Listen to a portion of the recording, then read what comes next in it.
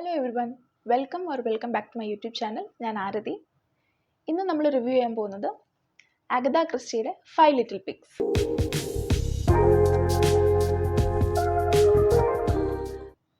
ഇതൊരു വളരെ പഴയ പുസ്തകമാണ്. 1943 ഈ പുസ്തകം ആദ്യമായിട്ട് പബ്ലിഷ് ചെയ്തിരിക്കുന്നത്. ഇതൊരു ഹെർക്യൂൾ പോയിറോ മിസ്റ്ററിയാണ്. അപ്പം ഈ ബുക്കിൻ്റെ തുടക്കത്തിൽ അഗത ക്രിസ്റ്റിയുടെ എല്ലാ ടൈറ്റിൽസിനെയും പേര് കൊടുത്തിട്ടുണ്ട്. അപ്പോൾ ഞാൻ നോക്കുമായിരുന്നു ഞാൻ എത്ര എണ്ണം വായിച്ചിട്ടുണ്ടെന്ന്. ഞാൻ ഓൾമോസ്റ്റ് ഒരു 10-15 പുസ്തകങ്ങളെ വായിച്ചിട്ടുള്ളൂ. And the number of titles were numerous. എണ്ണാൻ പറ്റുന്നതിലധികം നോവൽസ് അഗത ക്രിസ്റ്റി എഴുതിയിട്ടുണ്ട്. അതിൽ തന്നെ ഹെർക്യൂൾ പോയിറോ എന്ന് പറയുന്ന ഡിറ്റക്റ്റീവിൻ്റെ കണ്ണിലൂടെ പോകുന്ന കഥകൾ ആണ് അധികവും. പിന്നെ മിസ് മാപ്പിൾ എന്ന് പറയുന്ന ഒരു സ്ത്രീയുടെ കണ്ണിൽ കൂടെ അവർ ഇൻവെസ്റ്റിഗേറ്റർ ആയിട്ടുള്ള ചില കഥകളുണ്ട്.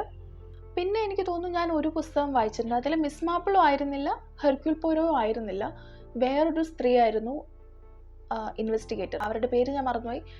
കഥ ദ ബിഗ് 4 ആയിരുന്നോ എന്ന് എനിക്ക് സംശയമുണ്ട്. Correct me if I M wrong. എന്തായാലും ഇത്രയും ലെജൻഡറി ആയിട്ടുള്ള അഗത ക്രിസ്റ്റിയുടെ നമുക്ക് അധികം കേട്ട് പരിചയമില്ലാത്തൊരു ടൈറ്റിലാണ് 5 ലിറ്റിൽ പിഗ്സ്.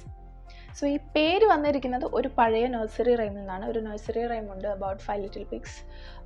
അതിൽ ഓരോ ലിറ്റിൽ പിഗും എന്താ ചെയ്തുകൊണ്ടിരുന്നത് എന്നൊക്കെ പറഞ്ഞിട്ടുള്ള ഒരു ചെറിയ റൈമാണ്. സോ ഈ കഥയുമായിട്ട് ആ പേരിനുള്ള ബന്ധം എന്താണ്, അല്ലെങ്കിൽ ആ റൈമിനുള്ള ബന്ധം എന്താണെന്ന് വെച്ചാൽ, ഈ കഥയിലും ഹെർക്യൂൾ പോയിറോ 5 പേരെ മീറ്റ് ചെയ്യുന്നുണ്ട്. ഈ 5 പേരിൽ ഒരാളാണ് മർഡറർ. പക്ഷേ ഈ 5 പേർക്കും ഈ കേസുമായി ബന്ധപ്പെട്ടുള്ള ആ ദിവസത്തിൽ, മർഡർ നടന്ന ദിവസത്തിൽ അലൈബയുണ്ട്. പക്ഷെ അതിൽ നിന്ന് എങ്ങനെയാണ് ഹെർക്യൂൾ പോയിറോ മർഡററിനെ കണ്ടുപിടിക്കുന്നത് എന്നുള്ളതാണ് ഇതിലത്തെ രസം. To add to the complexity of the case, ഈ കേസ് നടന്നിരിക്കുന്നത് 16 വർഷം മുന്നാണ്. ആൻഡ് ഇതിലെ പ്രൈം സസ്പെക്റ്റിനെ കുറ്റവാളിയായിട്ട് വിധി എഴുതുകയും അവരെ ശിക്ഷയ്ക്ക് വിധിക്കുകയും അവർ ശിക്ഷയിലിരിക്കാൻ മരിച്ചു പോവുകയും ചെയ്തതാണ്. പിന്നെ എങ്ങനെയായിരിക്കും ഹെർക്യൂൾ പോയിറോ ഈ കേസ് തെളിയിക്കുന്നത്? സോ കഥയിലേക്ക് കൂടുതൽ വരികയാണെങ്കിൽ, ഞാൻ ഈ പറഞ്ഞ സംഭവം മിസ്റ്റർ ക്രെയിൽ എന്ന് പറയുന്ന ഒരാളുടെ മരണവുമായി ബന്ധപ്പെട്ടതാണ്. അദ്ദേഹം ഒരു പെയിൻറ്റർ ആയിരുന്നു, ബേസിക്കലി ഒരു ആർട്ടിസ്റ്റ് ആയിരുന്നു. And he use to travel the world. പല ആൾക്കാരെയും മീറ്റ് ചെയ്ത് വളരെ ഔട്ട് ഗോയിങ് ആയിട്ടുള്ള, വളരെ ക്രിയേറ്റീവ് ആയിട്ടുള്ള ഒരു മനുഷ്യനായിരുന്നു. അദ്ദേഹത്തിൻ്റെ വൈഫാണ് Caroline Crale. So Caroline Crale and mister Crale were hugely and deeply in love. ഈ ഇൻസിഡൻറ്റ് നടക്കുന്ന സമയത്ത് അവർക്കൊരു മകളും ഉണ്ട്.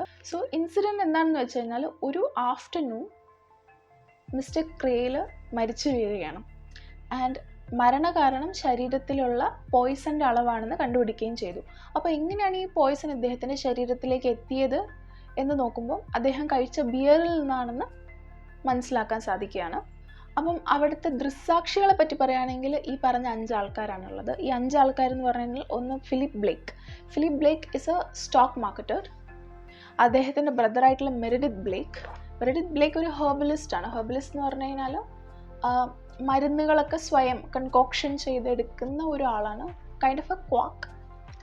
പിന്നെ എൽസ ഗ്രീർ ഒരു മോഡലായിട്ട് മിസ്റ്റർ ക്രെയിലിന് വേണ്ടി വന്നതാണ്. She also has a love interest towards him and he kind of replicates it as well.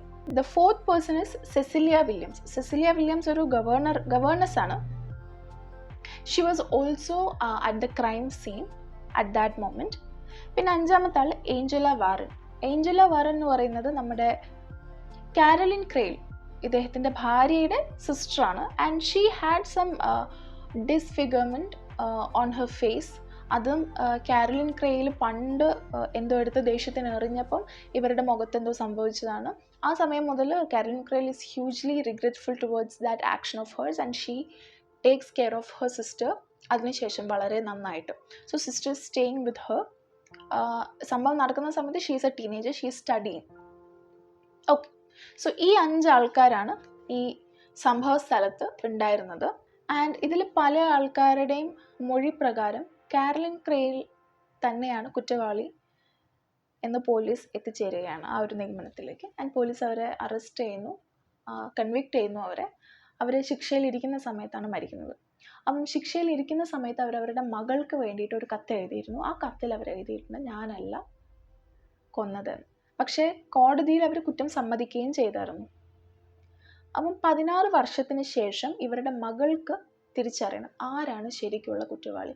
എൻ്റെ അമ്മ അവസാന നേരത്ത്, ജീവിതത്തിൻ്റെ അവസാന കാലത്ത് എഴുതിയ കത്തിൽ അവർ എഴുതിയിട്ടുണ്ട്, ഞാനല്ല കുറ്റവാളിയെന്ന്. അമ്മ അവസാനമായിട്ട് എന്നോട് പറഞ്ഞൊരു കാര്യം നുണയാണെന്ന് ഞാൻ വിശ്വസിക്കുന്നില്ല. അങ്ങനെ അമ്മ നുണ പറയേണ്ട ആവശ്യവുമില്ല. അങ്ങനെയാണെങ്കിൽ ആരാണ് കുറ്റവാളി എന്ന് എനിക്ക് കണ്ടുപിടിച്ച് തരണം എന്ന് ആവശ്യമായിട്ട് പോയിറോയുടെ അടുത്ത് ഈ കുട്ടി എത്തുകയാണ് ഉണ്ടായത്. ഇത്രയും വർഷത്തിന് ശേഷം എങ്ങനെയാണ് ഈ കേസ് തെളിയിക്കുക എന്ന് പോയിറോയ്ക്കും ഡൗട്ട്സ് ഉണ്ട്. പക്ഷേ ഹീസ് ദി ഹെർക്യൂൾ പോയിറോ. അപ്പം ഈ പറഞ്ഞ ആൾക്കാരെ എല്ലാം മീറ്റ് ചെയ്യാൻ പോയിറോ തയ്യാറാവുകയും അവരെ പോയി കാണുകയും അവരുടെ അടുത്ത് സംസാരിക്കുകയും ഓരോ ആൾക്കാരുടെ പോയിന്റ് ഓഫ് വ്യൂവിൽ അന്ന് എന്താണ്, ആ ആഫ്റ്റർനൂൺ എന്താണ് സംഭവിച്ചതെന്ന് ചോദിച്ച് മനസ്സിലാക്കുകയും അതിൽ നിന്ന് പോയിറോ കുറ്റവാളിയെ കണ്ടുപിടിക്കുകയാണ് ചെയ്യുന്നത്.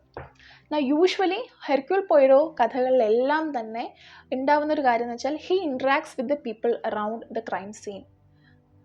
എന്നിട്ട് ഓരോരുത്തരുടെയും POVയിൽ എന്താ സംഭവിച്ചത്, ഓരോരുത്തർക്കും ഈ മരിച്ച ആളുമായിട്ടുള്ള ബന്ധം എന്താണ്, ഇങ്ങനെയുള്ള കാര്യങ്ങളെല്ലാം ചോദിച്ച് മനസ്സിലാക്കുകയും ഇതിനെല്ലാം ശേഷം he sits on his chair, he rests, he thinks എന്താണ് സംഭവിച്ചത്, and then he cracks the problem. എന്നിട്ട് എപ്പോഴും നമ്മൾ വായിക്കുമ്പം അഗത ക്രിസ്റ്റിയുടെ പുസ്തകങ്ങൾ, സ്പെഷ്യലി ഹെർക്യൂൾ പോയിറോ പുസ്തകങ്ങളിൽ ഉണ്ടാവും ഒരു ലാസ്റ്റ് ഷോ ഡൗൺ. ലാസ്റ്റ് ചാപ്റ്ററിൽ ആയിരിക്കും ഹെർക്യൂൾ പോയിറോ ആരാണ് കുറ്റവാളി എന്ന് പറയുക. മിക്കവാറും it would be among the group of people. ആ പറയുന്ന നമ്മൾ സംശയിക്കുന്ന ആൾക്കാരുടെ ഇടയിൽ നിന്നായിരിക്കും ഹെർക്യൂൾ പോയിറോ പറയുക ഇന്ന ആളാണ് കുറ്റവാളി എന്ന്. പലപ്പോഴും നമ്മൾ പ്രതീക്ഷിക്കാത്ത ആളായിരിക്കും കുറ്റവാളി. In the case of this book kind of ഞാൻ പ്രതീക്ഷിച്ച ആളായിരുന്നു കുറ്റവാളി. പക്ഷേ ഇൻട്രസ്റ്റിംഗ് ടേൺസ് ഓഫ് ഇവൻറ്റ്സ് ഉണ്ട് ഈ പുസ്തകത്തിൽ. പറഞ്ഞ പോലെ മർഡറർ ആരാണെന്ന് എനിക്ക് ആദ്യമേ തോന്നിയതുകൊണ്ട് ആ ഒരു എക്സൈറ്റ്മെൻറ്റ് ഉണ്ടായിരുന്നില്ല. പക്ഷേ വളരെ നല്ല രീതിയിൽ ടൈറ്റ് റോപ്ഡ് ആയിട്ട് കൊണ്ടുപോയിട്ടുള്ള ഒരു കഥയാണ് ഈ പുസ്തകത്തിനുള്ളത്.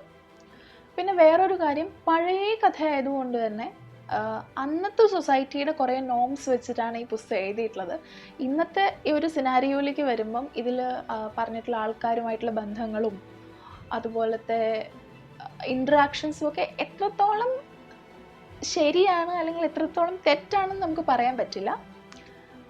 പക്ഷേ ഇത്രയും വർഷത്തിന് ശേഷം വായിച്ചിട്ട് എനിക്കൊരു ബോറടി ഫീൽ ചെയ്തിട്ടില്ല ഈ ഒരു പുസ്തകത്തിൽ. പിന്നെ ഇത് വളരെ ചെറിയൊരു പുസ്തകമാണ് കാണാൻ, വളരെ കട്ടി കുറവാണ്. പക്ഷേ റൈറ്റിംഗ് വളരെ ചെറുതാണ്, ചെറിയ പ്രിൻറ്റിങ് ഫോണ്ടാണ്. അതുകൊണ്ട് തന്നെ വളരെ ഡീപ്പായിട്ടുള്ളൊരു റീഡാണ് ഈ പുസ്തകം എനിക്ക് തന്നിട്ടുള്ളത്. പിന്നെ ഈ പറഞ്ഞ പോലെ ഓരോ ആൾക്കാരുടെയും POVയിൽ സെയിം ഇൻസിഡൻറ്റ് ഓരോ ആൾക്കാരുടെയും POVയിൽ പറയുന്നത് വളരെ ഇൻട്രസ്റ്റിംഗ് ആയിട്ട് എനിക്ക് തോന്നി. നമുക്കറിയാം ഇന്ന ദിവസം ഇതാണ് അവിടെ സംഭവിച്ചത് നമുക്കറിയാം.